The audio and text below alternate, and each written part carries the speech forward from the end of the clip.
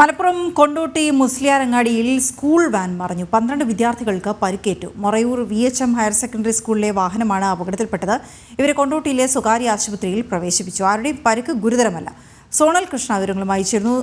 Zonal, ഈ school വാനുകൾ അപകടത്തിൽപ്പെടുന്നത് ആശങ്കയാകുന്നത് നമുക്ക് ഈ ഘട്ടത്തിൽ പതിവാണ്. പ്രത്യേകിച്ച് മഴക്കാലത്തൊക്കെയാണ് കൂടുതലായി ഇത്തരത്തിൽ അപകടങ്ങൾ ഉണ്ടാകാറുള്ളത്. ഇപ്പോൾ നമുക്ക് ആരുടെയും പരിക്ക് ഗുരുതരമല്ല എന്നുള്ള ആശ്വാസ വാർത്ത ഉണ്ട് എങ്കിൽ പോലും ആശങ്കയുണ്ട്. എന്താണ് വിവരങ്ങൾ?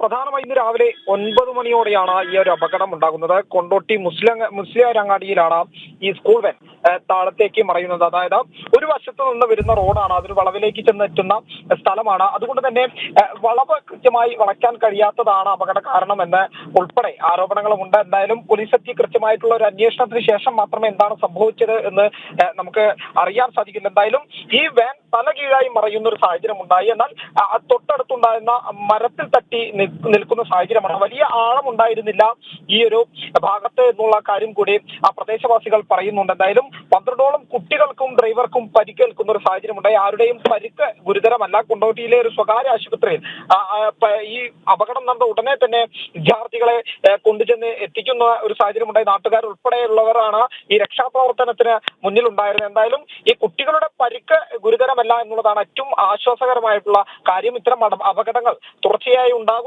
വലിയ ആശങ്ക വർദ്ധിപ്പിക്കുന്നുണ്ടെങ്കിലും ഇതിൽ കൃത്യമായി എന്താണ് അപാകത എന്നുള്ളത് കണ്ടുപിടിക്കണം എന്നുള്ളതാണ് കുട്ടികളുടെ രക്ഷിതാക്കളും അതുപോലെ തന്നെ സ്കൂൾ അധികൃതരും നാട്ടുകാരും ആവശ്യപ്പെടുന്നത്. വീണ